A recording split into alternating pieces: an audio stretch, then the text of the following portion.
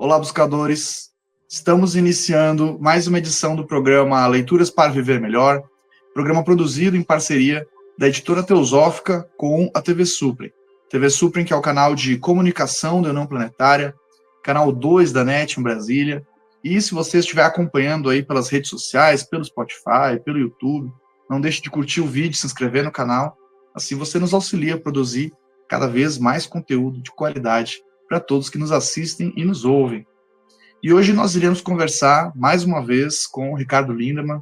Tudo bem, Ricardo? Seja bem-vindo mais uma vez. Eu que agradeço. Ricardo, nós que agradecemos a sua presença, né, e disponibilidade.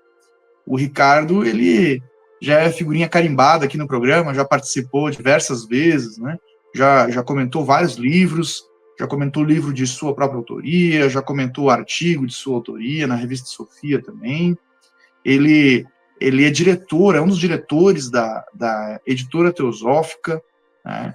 E ele também é uma pessoa muito ativa aí no movimento teosófico, já foi presidente nacional da Sociedade Teosófica no Brasil, ele é astrólogo e bem conhecido aí na internet, em várias conferências dele gravadas, disponíveis no canal Suprem, no canal da Sociedade Teosófica, e assim por diante. E hoje, o livro que ele escolheu para conversarmos é bem da área dele, né? Então ele, como astrólogo, tem muita propriedade para falar sobre esse livro. É um lançamento da editora Teosófica, chamado O Céu Interior, Astrologia Evolutiva para Todos. Ó, o Ricardo está com o exemplar dele ali em mãos, de autoria do Steven Forrest. É um best-seller aí, né? E um clássico da astrologia, publicado pela primeira vez no nosso idioma, aqui no Brasil, né? Então está disponível para todos que se interessam pelo tema nos canais da editora Teosófica. Ricardo, então eu sei que você auxiliou aí uma revisão técnica da tradução do livro. O que o Steve Forrest pode apresentar, como que o leitor, seja já conhecedor de astrologia ou um entusiasta do assunto, né, que nem eu, que sou um leigo, mas gosto do assunto, como que expectativa que o leitor pode ter desse livro, qual que é a abordagem do autor? Bem, eu creio que o que acrescenta, e por isso tornou o livro um best-seller, a toda a história da nossa astrologia no Ocidente, pelo menos, é que o Steven Forrest trabalha a ideia da possibilidade de evolução no ser humano. Não que outros autores também não o façam, né? Eu mesmo vou me aventurar a mostrar algumas comparações no meu livro A Ciência da Astrologia, os Códigos Mistérios, também da editora Teosófica, certo? Mas ele, nesse ponto, vamos dizer, no bom sentido, ele radicaliza, ele cria raiz nessa ideia, e a obra gira em torno justamente dessa mudança, porque, afinal, a evolução é uma mudança, certo?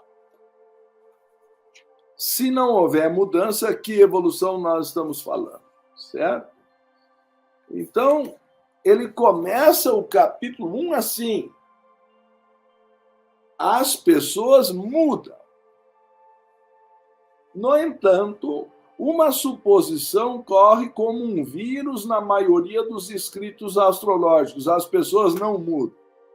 Quer dizer, que o arquétipo está fechado no mapa astral, né? E as pessoas às vezes tratam, alguns signos até com preconceito, né?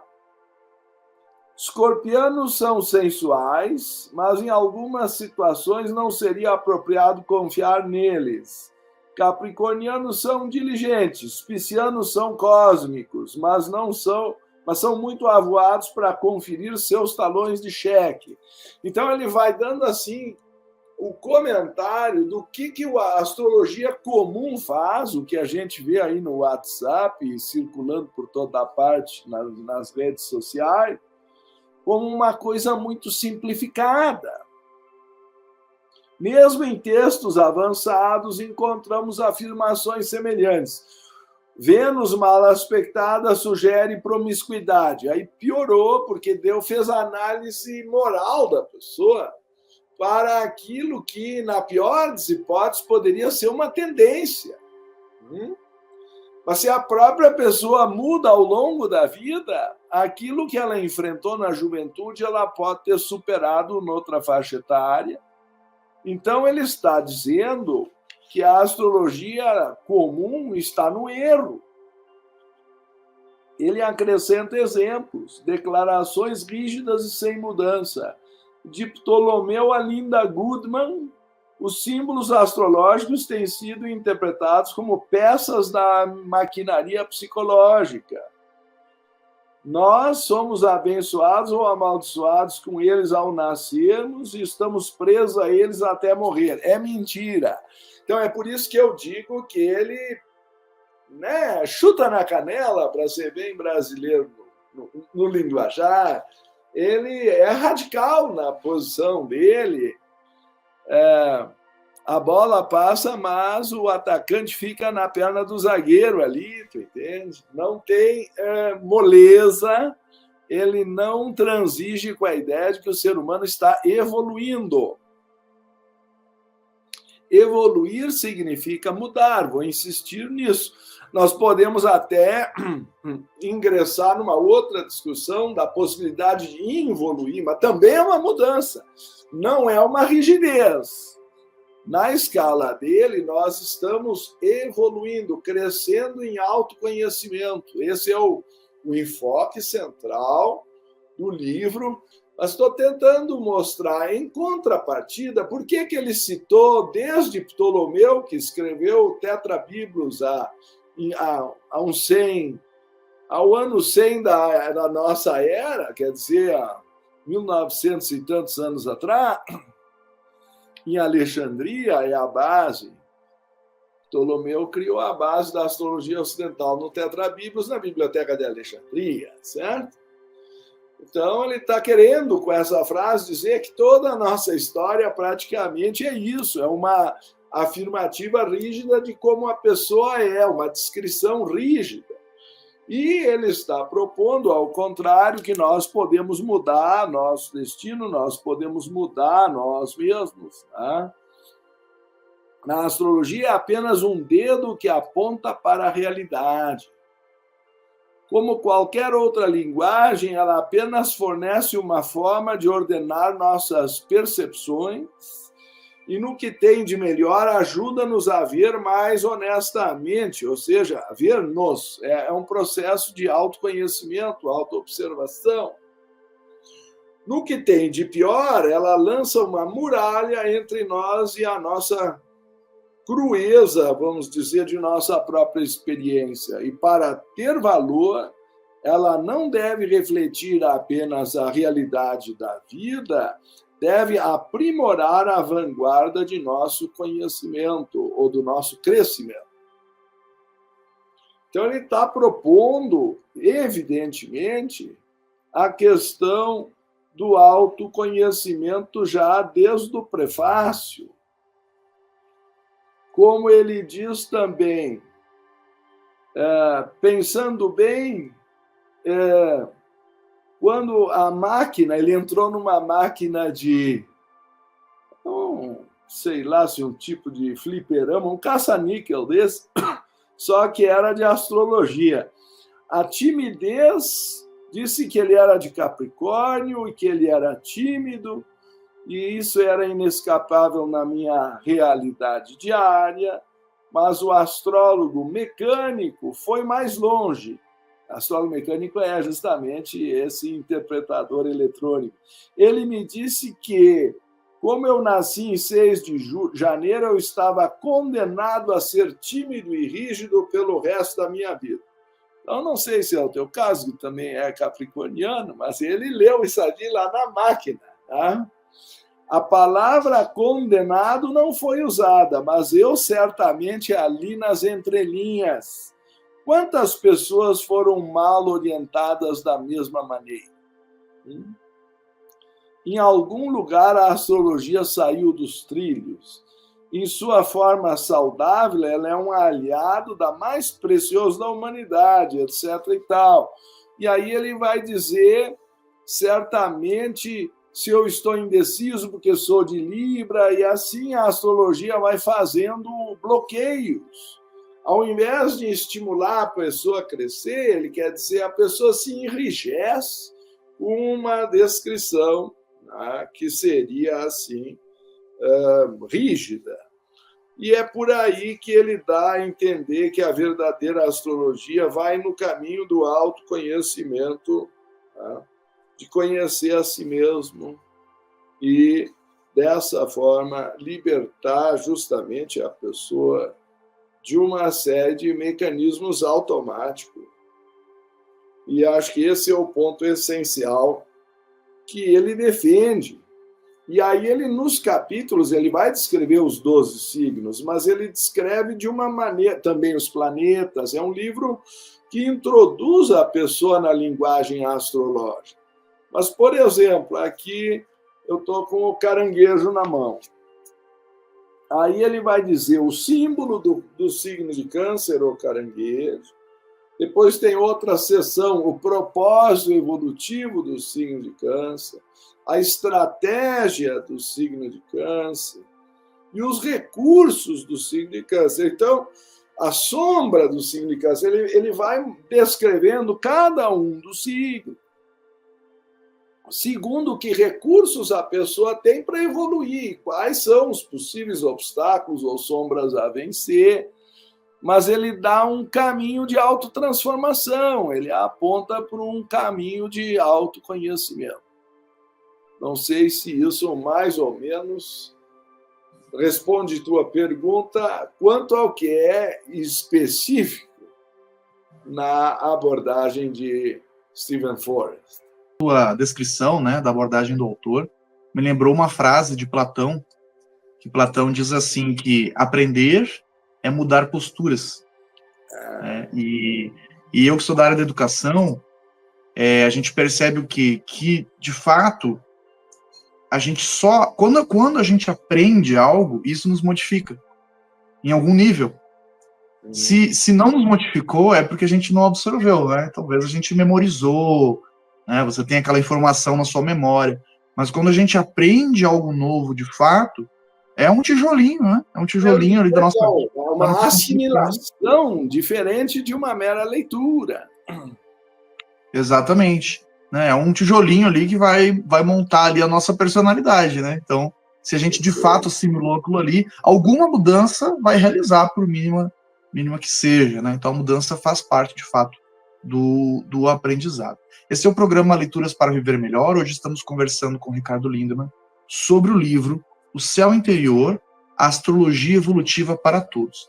Lançamento da editora Teosófica aqui no Brasil, livro de autoria do Steven Forrest. Nós iremos para um rápido intervalo e voltamos daqui a pouco. Até já.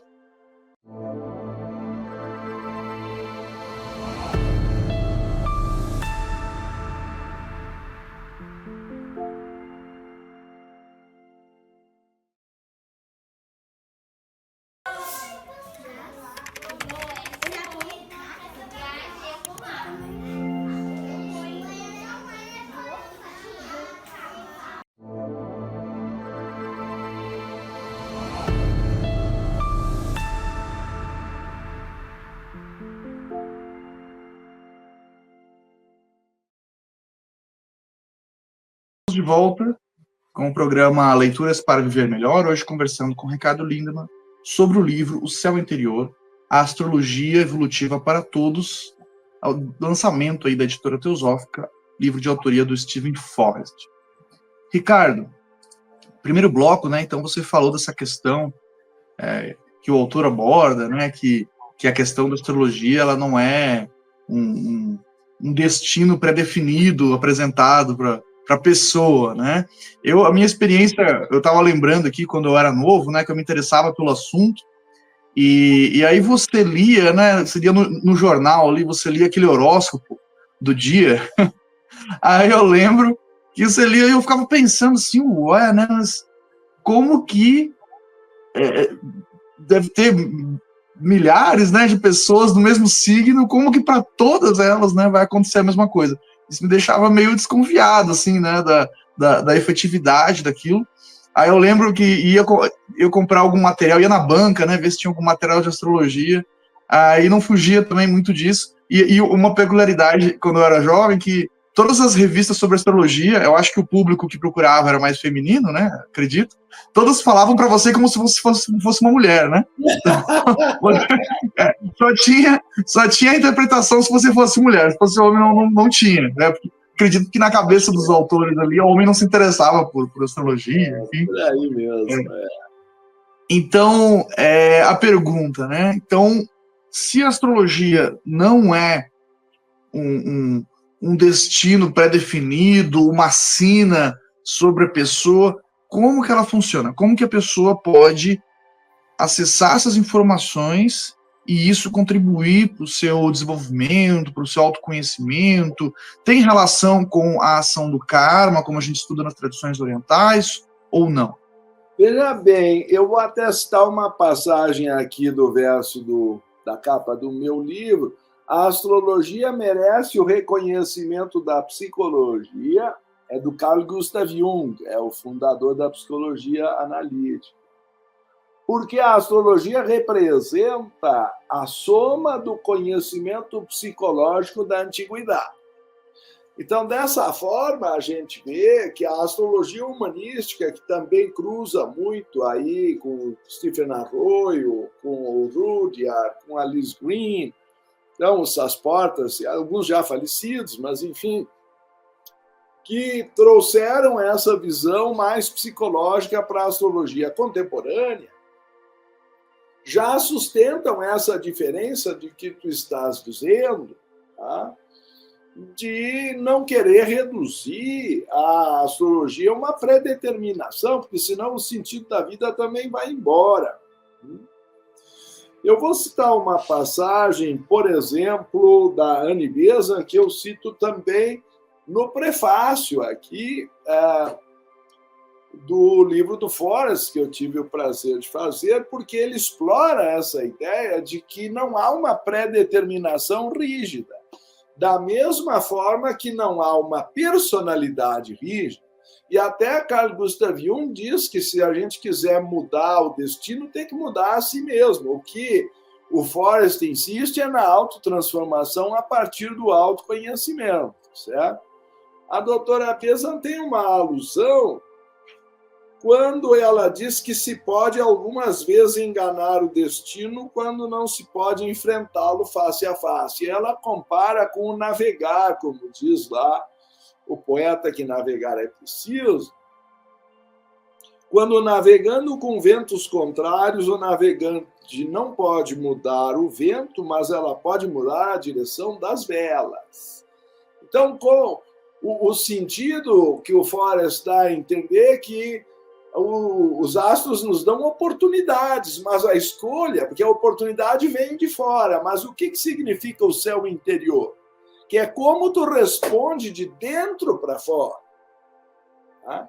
Então, o título do livro é uma alusão de que uma coisa é a influência externa e outra coisa é a minha resposta interna. Tudo bem, eu não posso mudar de repente, essa direção dos ventos, das correntezas da água, mas o que é navegar? Né? A doutora Besant acrescenta, mas ele pode mudar a direção das velas. O que é navegar? Um iatismo? O que é o veleiro? A gente vê aí nas Olimpíadas que recém passaram, ou quem sabe até a remota lá, essa em Paris, a outra no Rio de Janeiro.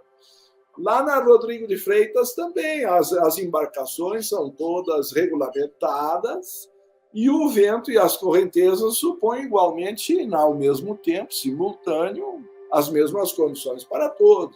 Por que um tira a medalha de ouro e chega na frente? Ele foi mais habilidoso, estou certo? A direção do navio depende da relação das velas com o vento. E por meio de um bordejo cuidadoso pode-se quase que navegar contra um vento adverso e com um pequeno trabalho a mais chegar ao porto desejado, desde que eu saiba onde eu queira ir, porque tem muita gente que está tão perdida. E nesse ponto o céu interior também ajuda, porque fala dos recursos de cada um e de cada signo, para ele se encontrar, para ele se orientar dentro de si mesmo, se o título faz sentido para ti. Ela diz, isso é uma parábola a respeito do karma. Se você não pode mudar sua sorte, mude a si mesmo e, encontrando-a num ângulo diferente, você irá deslizando com sucesso onde o fracasso parecia inevitável. Nem que a pessoa tenha que ir de zigue-zague contra o vento, mas isso é navegar, isso é realmente ser capitão da sua alma, é assumir o timão da vida, é o céu interior. Tá? Yoga é a habilidade na ação. Ela cita a Bhagavad Gita 2.50, que, por sinal, se eu puder lembrar, também fizemos uma bela tradução da obra da doutora Beza, a Bhagavad Gita, né? Pela editora teosófica, agora também em forma de luxo, certo? E esta é uma maneira pela qual o homem sábio governa seus astros ao invés de ser governado por eles. Quer dizer, não é que os astros não tenham influência. As astros inclinam, não necessitam. Os astros inclinam, mas não determinam. Essa é a posição que eu também defendo, e por isso me entusiasmo com o livro do Forrest, tá? Porque ele assume as últimas consequências dessa posição. Nas coisas que são realmente inevitáveis, continua a doutora Beza, e nas quais você não pode mudar sua atitude, permaneça firme, elas são muito poucas. Quando houver um destino tão poderoso que você possa apenas curvar-se ante ele, mesmo então aprenda com ele, e daquele destino você colherá uma flor de sabedoria que talvez uma sina mais feliz não o permitiria colher. Então, aquilo que nos acontece também é para a nossa aprendizagem, certo? E assim, em todas as ocasiões, nós descobrimos que podemos enfrentar e conquistar, e mesmo da derrota, podemos colher a flor da vitória. Então, eu acho muito interessante, eu conheço gente que tem medo de fazer consulta para que o astrólogo não venha a dizer a data da morte. Isso é mais característico na astrologia védica, na astrologia oriental, que é muito presa mais ao destino e à previsão. O Forrest também critica isso, especificamente na ideia de que é nessas previsões que muitas vezes a astrologia é posta no ridículo. Eu não vou tirar o gostinho de vocês lerem a obra de Forrest, mas gostaria de citar sobre essa questão do determinismo, uma frase também do bispo Lee Peter, que era clarividente. É provável que, na maioria dos casos, a maneira e o momento exato da morte não sejam fixados antes nem no momento do nascimento. Os astrólogos dizem que, em muitos casos, não podem prever a morte da pessoa cujo horóscopo estão examinando. Eles mencionam que, em certas épocas, as influências maléficas são fortes. Aí tu está aceitando como uma influência do céu externo. Mas qual é a resposta que o teu céu interior, como ele também define as progressões como um desenvolvimento interior do teu próprio mapa? E que as pessoas em questão, nessas condições, poderá morrer, mas se não morrer, sua vida continuará até outra ocasião, em que os aspectos malignos novamente a ameaçarão, e assim por diante. Pode ser que essas incertezas, que se chama aí o Kriyamana Karma, é o karma que está em formação, e de repente eu chamo um médico e reverto uma doença, eu não tenho que ficar esperando a morte acontecer, não. Representem pontos em abertos para decisões posteriores, dependentes de modificações introduzidas pelas ações da pessoa durante sua vida e pelo uso que fez das suas próprias oportunidades.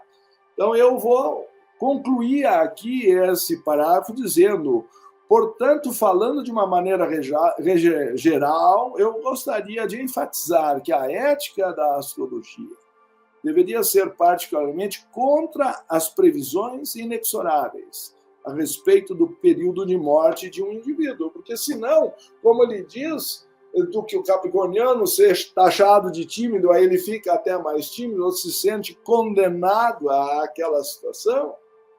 Assim também, quando fazem previsões, a pessoa pode até somatizar, porque ela tem certeza que disseram que ela vai morrer, aí que ela embarca, ao invés de reagir para, com vontade de viver, superar a influência do céu exterior. Então, eu assim interpreto o título e acho que todos estão convidados a entender o céu interior como uma oportunidade evolutiva, tá certo?